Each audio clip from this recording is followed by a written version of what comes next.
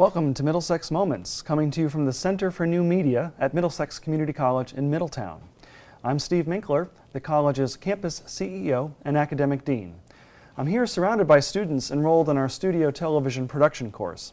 You can't see or hear them because they're behind the scenes running all of the equipment that makes Middlesex Moments happen. In fact, we're producing this episode for television, YouTube, Facebook Live, and WLIS WMRD radio all at the same time. So many thanks to the crew and their professor, Rich Lenosi. Today, we're introducing a new feature to Middlesex Moments called In the Loop. The first segment of our show is a news summary featuring 3 short stories from the many things that are happening on our campus. It's a way to keep you in the loop about everything happening at your community college.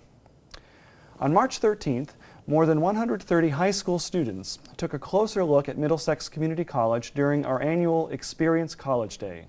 Students and guidance counselors from 15 different high schools and adult education programs visited the college to get a better feel for our academic programs and campus life. College faculty gave mini classes in computer information technology, early childhood education, environmental science, manufacturing, new media, and veterinary technology. Prospective students toured the campus, spoke with academic advisors, and learned more about financial aid. Daniel Fox, a student at Old Saybrook High School, said, "I attended because my teachers said it would be a good experience, and they were right. Middlesex is a good value for what you pay for." Jomara Nieves del Valle, a senior at Maloney High School in Meriden, said, "The new media program really stood out for me as I think it fits my outgoing personality." Jomara submitted her college application on the same day as the event in order to waive the $20 application fee.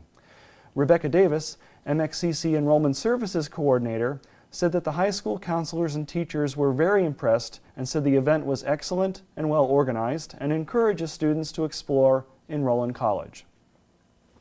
Middlesex Community College has been awarded a gold-level military-friendly school designation for 2019-2020. These ratings have set the standard for colleges demonstrating positive employment and education outcomes for veterans and their families.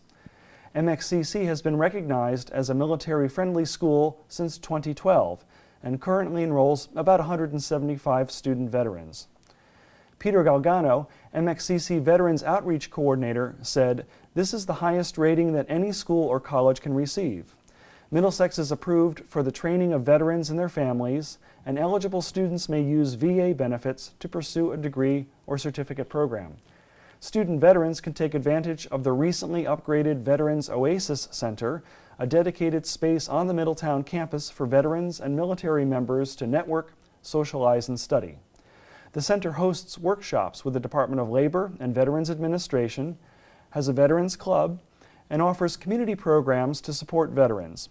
In addition, the college is really pleased to tell you that Purple Heart recipients now have designated VIP parking spots on the Middletown campus." Anaphylaxis is a state of severe allergic reaction which requires immediate treatment.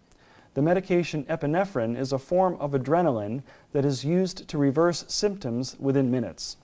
Students in Middlesex Community College's Emergency Medical Technician course are among the first in the state to learn how to administer intramuscular epinephrine by traditional syringe in cases of anaphylaxis. The Connecticut EMS Medical Advisory Committee and the Commissioner of Public Health recently approved the expanded training program to offset the rising cost and short supply of autoinjectors such as the EpiPen. Michael Davis is a certified EMT with over 25 years of experience and is the instructor of the class here at the college. He said, "I want to be on the cutting edge of teaching and have the students actually perform the injections in their training. My goal is to train competent EMTs in the hopes that if I ever need an EMT, I want someone who knows what they're doing." Middlesex's EMT certification course is designed for anyone aged 16 and over who is interested in learning more about the emergency response system and in caring for patients in an ambulance en route to the hospital. So there you have it. Now, you're in the loop at Middlesex Community College. After the break, we'll meet art professor Matt Weber, who'll tell us more about his role as a teacher, art curator, and working artist. This is Middlesex Moments from Middlesex Community College. Stick around, we'll be right back.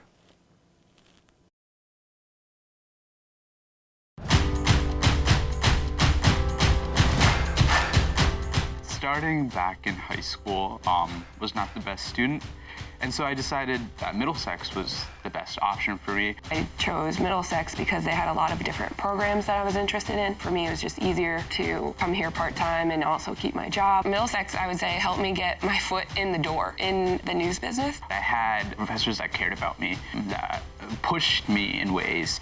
I went to Middlesex Community College and transferred to Wesleyan University with a full scholarship. The Center for New Media has all the stuff that I see daily at News 8. To be able to jump on and say, I have experience with a control room, I have experience with a TV studio, it's definitely a good choice. Welcome back to Middlesex Moments, coming to you from Middlesex Community College in Middletown. I'm Steve Minkler, and my special guest today is someone who's a professor of fine arts and graphic design here at the college. He's the art curator for all of the art exhibits that we have on an ongoing basis here throughout the year at the college, and he himself is a working artist. And I'm joined by Matt Weber. Thanks for coming today, Matt. Thank you so much. Now, what initially got you interested in the world of art? What drew you in as an artist? Was it a class that you took when you were a kid, or something that happened maybe a little bit later in life? I'm lucky to have gone to a high school here in Connecticut called Canton High School that had a really great art program, but also in the village of Collinsville, within that town, there was a very vibrant art community. Glassblowers, ceramicists, sculptors, painters, and so they were accessible. They had open studios, they were visible in the community, and it was very easy to see that this was a viable vocation. Okay, and it was just something that you kind of liked for yourself, as something to do with your hands, but also kind of a way to stimulate your imagination? It looked exciting. It looked like a lot of fun. People doing things that they really enjoyed, got a lot of pleasure out of it. And I think that this sense of community was also something that I was drawn to. You know, a sense of belonging when you're young, trying to define yourself, figure out who you were. That seemed to be the thing that I was going to walk towards, and it seemed to be the right path. Okay. Now, in your artwork, you use a variety of materials, but lately you've been kind of focusing on natural materials, and we're surrounded by some of your pieces here today. And you know, tell us a little how you explore kind of the shape and structure of natural materials and what you do to manipulate them to become a piece of artwork. Sure. The basis of my studio practice is working with wood, and so I have tried to create an environment where the wood doesn't necessarily suggest trees specifically, but something geological, something that might be more ambiguous, but still derivative of environmental shapes. And so these pieces that we have on either side of you here, these are actually made of clay, but they're made inside of wooden molds. And so, you know, they still have the quality, texture of wood, but hopefully they speak to something geological, something more of a landscape. Sometimes in a piece like this that's a little bit more irregular, even kind of cloud shapes, storm forms. And so they, you know, hopefully have this sense of something that is open to interpretation. Okay. And was there something kind of specific in your experience that inspired you to work with this kind of material? Yeah, 2 years ago I did have a sabbatical where amongst other things that I had done, I did go to Joshua Tree National Park, and there the landscape is really dominated by these gigantic stones that are eroding and, you know, kind of appear to risk about to fall apart. And you are able to climb on them and, you know, really explore them. And that really moved something in me and allowed me to think beyond the New England landscape that I really had been working with prior to that. And so these pieces still speak to that experience. Okay. And you said you had some time on a sabbatical, which is in the academic world is a way for professors to, you know, take a semester or a year off to kind of recharge and revitalize their own craft. And that must have been an amazing experience for you to be able to kind of go full-time into your work as an actual working artist. And it was also a moment to take risks, really try to break the habit that I had formed, which is making us work in a certain way, which began in grad school, and 10 years later I was still making the same work.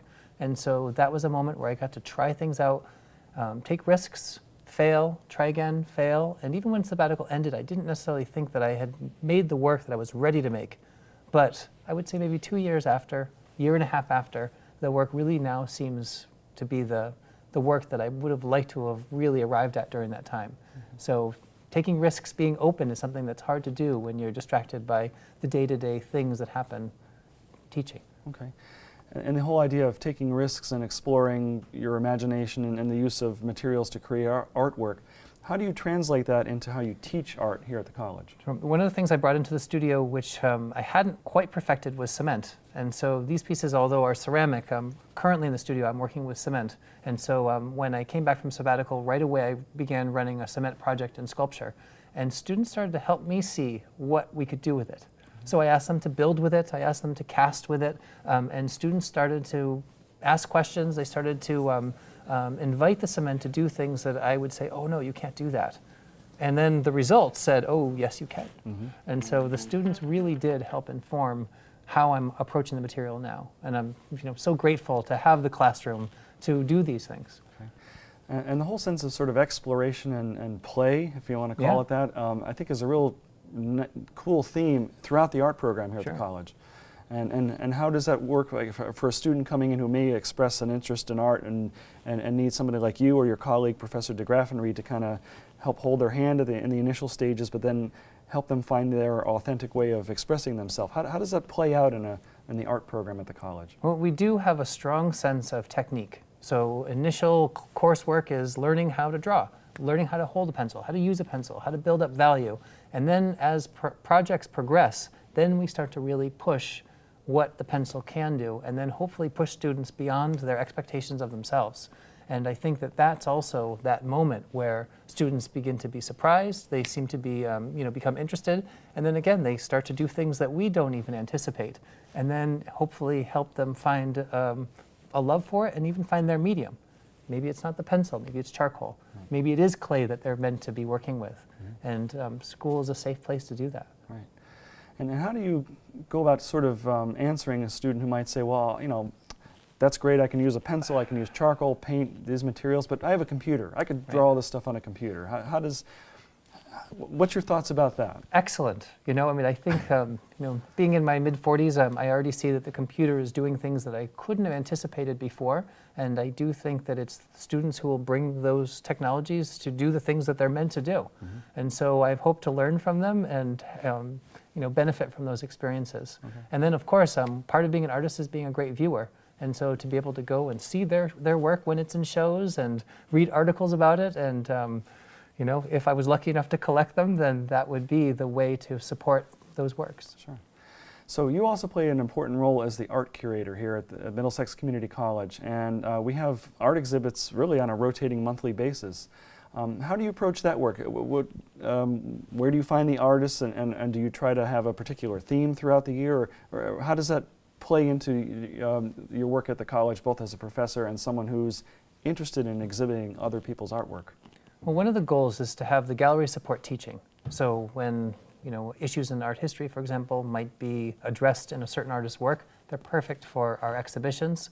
And then a second thing I'm looking for is work that challenges students.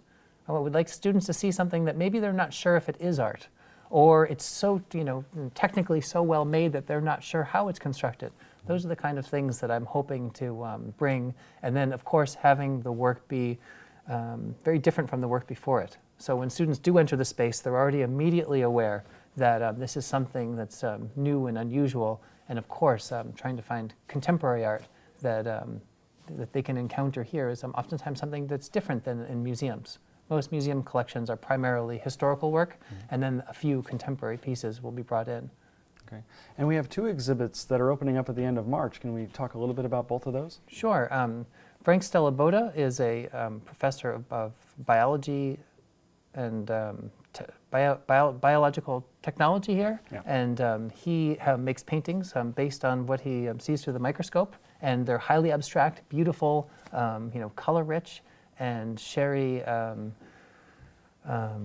Schwartz, thank you. Sherry Schwartz is also an adjunct instructor, and she makes these beautiful miniature paintings that are based on portraiture.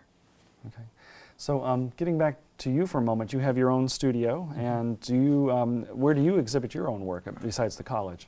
Well, I haven't been lucky to have a lot of exhibitions in Connecticut, but right out of grad school I was lucky to participate in a museum show in Long Island, and then from there it was very easy to have shows primarily outdoors.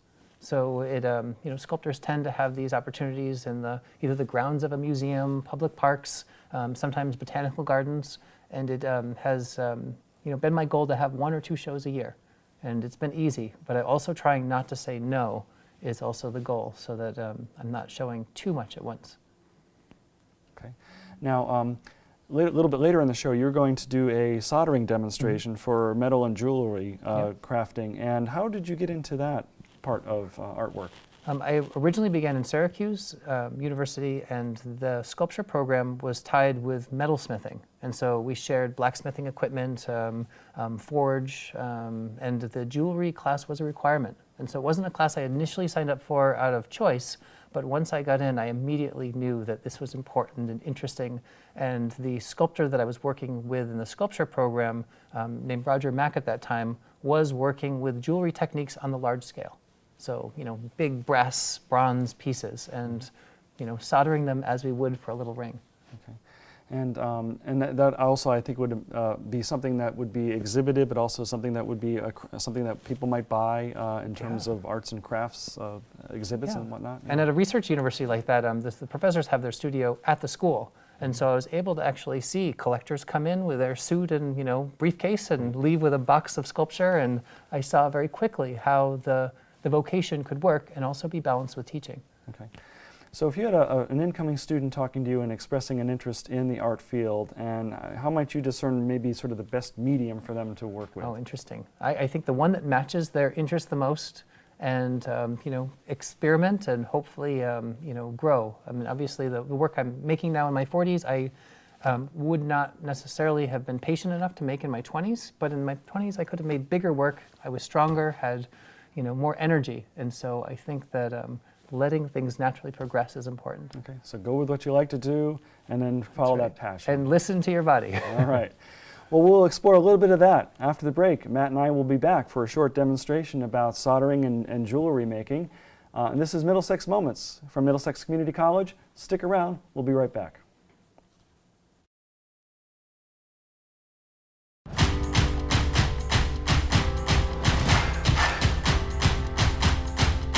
I really had no idea of what I wanted to do, so I worked a lot of minimum wage jobs. And finally, I was just like, I just need to go back to school because I wanted to get a business degree. And Middlesex Community College was super convenient. The reason I chose the Middlesex Veterinary Technology program was because of all the opportunities it had with Piper Olson Veterinary. There's no other place where you would have access to that.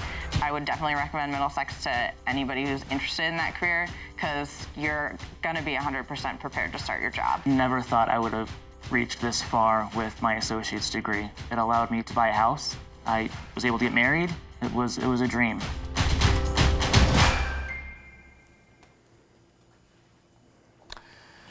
And welcome back to Middlesex Community College from Middlesex Community. Welcome back to Middlesex Moments from Middlesex Community College. Steve Minkler with Matt Weber, who's a professor in the College's Fine Arts program and our art curator.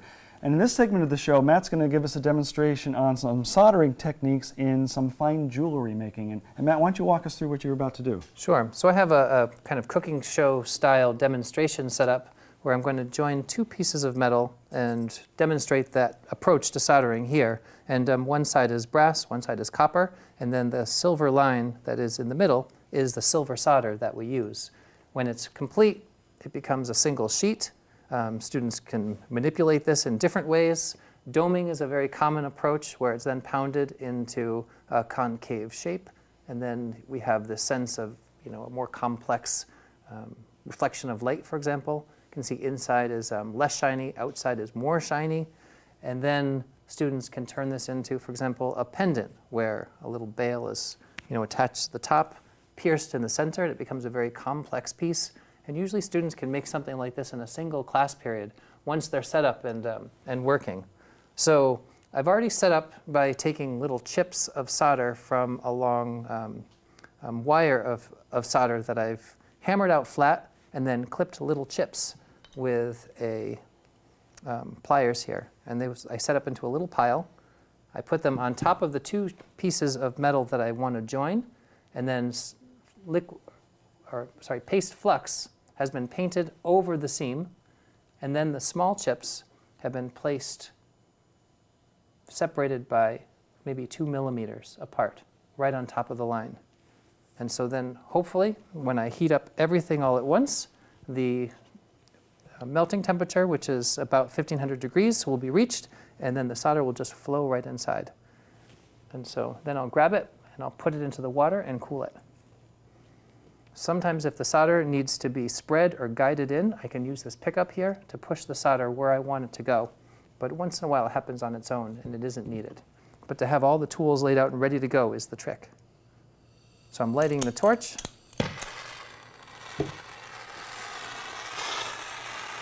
And I'm starting out with the bushy part of the flame, and then I'll go inward to the wedged part of the flame.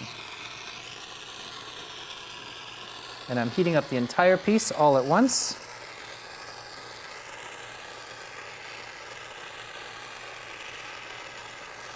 Sometimes the chips move around as the flux boils off. And then the metal starts to flow.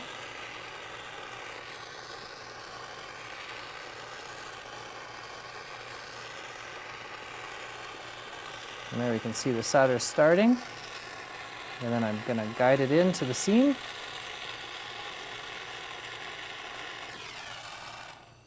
And then when I grab it and quench it, it can be handled.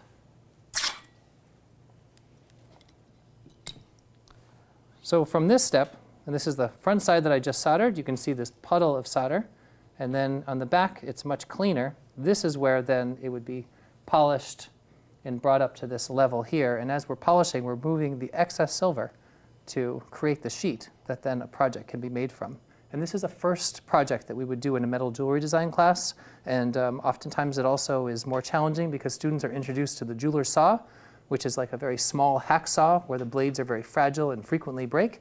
And then also filing, sanding, and then the buffing wheel, which is a small motor that has a felt pad on it, is also an intimidating piece of equipment for a student who might be new to the studio. So there's a little bit of chemistry involved in here too, isn't there, Matt? You really have three different types of metals that are coming together and fusing together through heat.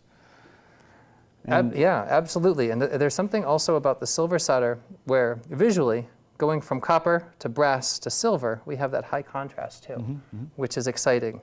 Students find the torch to be very intimidating often, and I think getting beyond that sense of danger, realizing that the flame is controlled and it's right where they want it to be, also helps. But you also can feel this adrenaline in the room, which is exciting. And then if we're sitting 3 people working at the same time, we feed off of each other's energy, students help each other, and it's really exciting to see. Probably one of my favorite projects and favorite classes to be able to run something like this in. And then by the middle of the semester, students aren't even thinking about it. They're just going quickly and able to make 4 or 5 of these in a single class. So as you said, you can a student might be able to make an example like you just gave within one class session. Can you describe some of maybe the larger objects they might work on over a course of several weeks in a class like that? Sure. Rings, for example, are oftentimes made from a piece like this that then a strip might be cut out of it and then rolled into the shape and size of the ring that they need, and then soldered again as a second joint. That's very common. Earrings, we could take something like this, cut it in a diagonal, form those into earrings. That tends to work. And then big bracelets, cuff bracelets are also common with this approach. Okay. And you also get into how you would incorporate stone or other elements beside just the metals as well? Some students do, but with the copper and the brass, it's not as easy as working with silver. And so this is about $1 in material. If we were to have this in silver, we could be talking about $10, $12, $15. Okay. And so most intro students wait on the more expensive materials. Okay. So either they take it as a Jewelry 2 project, or towards the end of the semester, they might come in with some silver, and then we work together. Okay, interesting. And I think, if I remember correctly, there are actually 2 levels of courses in jewelry making. And kind of how does the progression in those 2 courses go? Is you start with something that's relatively simple, like you just demonstrated, but then how does it become more complex from there? What steps do you show the students along the way, and how to make their work a little bit more interesting or incorporate different materials? So the Jewelry 1 is working with soldering, and then the torch, simple hand tools, and that is pretty much one course, 5 or 6 projects. Jewelry 2 is making the final piece out of wax, and then encasing that wax with plaster and sand, melting out the wax, and then pouring liquid metal into it. So it's an approach that has a longer stretch of time between making the piece and actually seeing the final piece. But also, it is hands-on in a different way. The wax is easier to work with. It's easier to manipulate. And then the finished piece, if it's done well, needs very little actual metal manipulation, other than filing off the sprues and the lines that drew the metal in. Okay. Now, for our students, there's a special event coming up in the month of May where their work in classes like jewelry making or sculpture, painting, media gets to be shown to the public, and maybe help describe our Arts and Media Festival. The Arts and Media Festival is the Friday after the exam week. So suddenly the date has actually missed me, but the students from every class put work into the exhibition. We have it in the library. We show multimedia projects on the second floor of Chapman Hall. The first floor in the library, we also have really great food. Students bring their family and friends, and it's a really fun night. Yeah. And we turn our entire library into one big art gallery. That's right. Yeah, right. That's right. And so do you have some of the students' work that you're already kind of prepping them to say, hey, this would be a good project to show in the Arts and Media Festival? Yeah, the big projects for my students are these large cardboard realistic projects that we build just before the show, and then we bring them right to the library. So that way there isn't a storage issue, and we start to put them in, and then the show ends up being kind of organized around those. Okay. Have you ever had any of your students' work, regardless of medium, that has stayed on sort of permanent exhibit at the college or elsewhere? Oh, absolutely. Throughout campus we have student works that have been entered into the permanent collection, and either they're gifts or pieces that the college has purchased from students. And so throughout campus it's a combination of professional work and then student work. Some students go on to be professional that are hanging, and so it's exciting to see all the range of professional examples. Right. And I think it's also important to point out too for our listeners and viewers that a student can major in fine arts here as an associate in arts degree, but they can also transfer to one of the state universities or UConn or actually anywhere else. Absolutely. With our fine arts degree or our new art studies transfer pathway. So how many students typically might transfer to a four-year school from our program? Well, we hope that as many of the fine arts students as we can will transfer. I mean, so that's always the push. They can move on to upper level classes. For example, the metal jewelry design, the equipment at Southern is amazing, and they can go to bigger vessel projects. And so many of our students who've taken our jewelry, for example, at Middlesex, have loved the primer that they've had for those next courses. But I think listening to students to what programs they're after also helps make those decisions. Right, and you and your colleagues maintain close ties with our four-year universities to ensure students can transfer effectively, but also that it gives them sort of that educational and career pathway as well. Absolutely. Yeah. And we also talk about graduate school as well. Right. It's not too early, so right. having that thought in mind helps them position themselves for the career that they're after. Okay, great. Well, I want to thank my guest, Matt Weber, for joining me today for Middlesex Moments, and I want to thank all of you, for our viewers and our listeners, for joining us for another edition of Middlesex Moments. And as always, you're welcome to visit us in person at our main campus here in Middletown at 100 Training Hill Road, or at our Meriden Center located at Platt High School at 220 Coe Avenue, where we offer afternoon and evening classes 4 days a week, including art appreciation and art design and all. And of course, you can visit us online 24/7 at mxcc.edu. So on behalf of Matt Weber, I'm Steve Minkler. We're here from Middlesex Community College, and we hope to see you again soon.